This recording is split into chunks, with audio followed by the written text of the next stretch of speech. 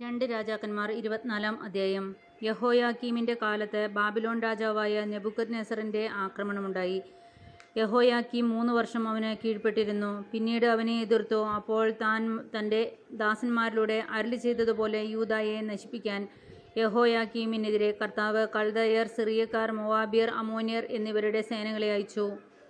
നിശ്ചയമായും ഇത് കർത്താവിന്റെ മുൻപിൽ നിന്ന് അവരെ നീക്കം ചെയ്യേണ്ടതിന് അവിടുത്തെ കൽപ്പനയനുസരിച്ച് സംഭവിച്ചതാണ്. മനാസയുടെ പാപങ്ങൾക്കും അവൻ ചൊരിഞ്ഞ നിഷ്കളങ്ക രക്തത്തിനും ശിക്ഷയായി തന്നെ. അവൻ നിഷ്കളങ്ക രക്തം കൊണ്ട് ജെറുസലേം നിറച്ചു. കർത്താവ് അത് ക്ഷമിക്കുകയില്ല. യഹോയാക്കീമിന്റെ മറ്റ് പ്രവൃത്തികൾ യൂദാ രാജാക്കന്മാരുടെ ദിനവൃത്താന്തത്തിൽ എഴുതപ്പെട്ടിട്ടുണ്ടല്ലോ. യഹോയാക്കീം പിതാക്കന്മാരോട് ചേർന്നു. പുത്രൻ യഹോയാക്കീം ഭരണമേറ്റു. ഈജിപ്ത് തോട് മുതൽ യൂഫ്രട്ടീസ് നദി വരെയുള്ള തന്റെ സമ്പത്തെല്ലാം ബാബിലോൺ രാജാവ് പിടിച്ചടക്കിയതിനാൽ ഈജിപ്ത് രാജാവ് ദേശത്തിന് പുറത്തു വന്നില്ല. രാജാവാകുമ്പോൾ യഹോയാക്കീന് 18 വയസ്സായിരുന്നു. അവൻ ജെറുസലേമിൽ 3 മാസം ഭരിച്ചു. ജെറുസലേമിലെ എൽനാഥാന്റെ പുത്രി നെഹൂഷ്ത ആയിരുന്നു അവന്റെ അമ്മ. അവൻ പിതാവിനെ പോലെ തന്നെ കർത്താവിന്റെ മുൻപിൽ തിന്മ പ്രവർത്തിച്ചു. അക്കാലത്ത് ബാബിലോൺ രാജാവായ നെബൂഖദ്നേസർ ജെറുസലേം വളഞ്ഞു. നെബൂഖദ്നേസർ അവിടെ എത്തുമ്പോൾ അവന്റെ പടയാളികൾ നഗരം ഉപരോധിക്കുകയായിരുന്നു. യൂദാ രാജാവായ യഹോയാക്കീൻ തന്നെയും മാതാവിനെയും ഭൃത്യന്മാരെയും പ്രഭുക്കന്മാരെയും കൊട്ടാരത്തിലെ സേവകന്മാരെയും അവന് അടിയറ വെച്ചു.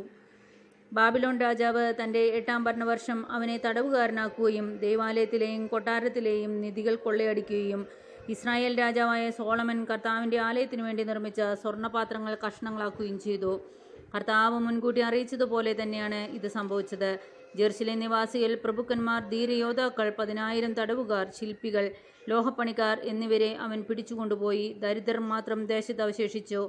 യഹോയാക്കീനെയും അവന്റെ അമ്മയെയും പത്നിമാരെയും സേവകന്മാരെയും ദേശമുഖ്യന്മാരെയും അവൻ ജെറുസലേമിൽ നിന്ന് ബാബിലോണിലേക്ക് തടവുകാരായി കൊണ്ടുപോയി.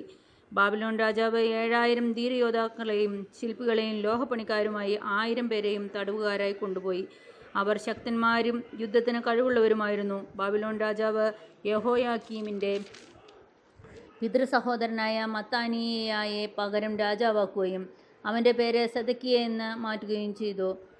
രാജാവാകുമ്പോൾ സെദക്കിയായ്ക്ക് 21 വയസ്സായിരുന്നു. അവൻ ജെറുസലേമിൽ 11 വർഷം ഭരിച്ചു. ലിബ്നായിലെ ജെറമിയായുടെ പുത്രി ഹമുത്താൽ ആയിരുന്നു അവന്റെ അമ്മ.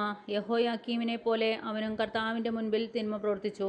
കർത്താവിന്റെ കോപം ജെറുസലേമിനും യൂദായ്ക്കുമെതിരെ ജ്വലിച്ചു. അവിടുന്ന് അവരെ തന്റെ മുൻപിൽ നിന്ന് തള്ളിക്കളഞ്ഞു. സെദക്കിയ ബാബിലോൺ രാജാവിനെ എതിർത്തു. പിതാവിനും പുത്രനും പരിശുദ്ധാത്മാവിനും സ്തുതി.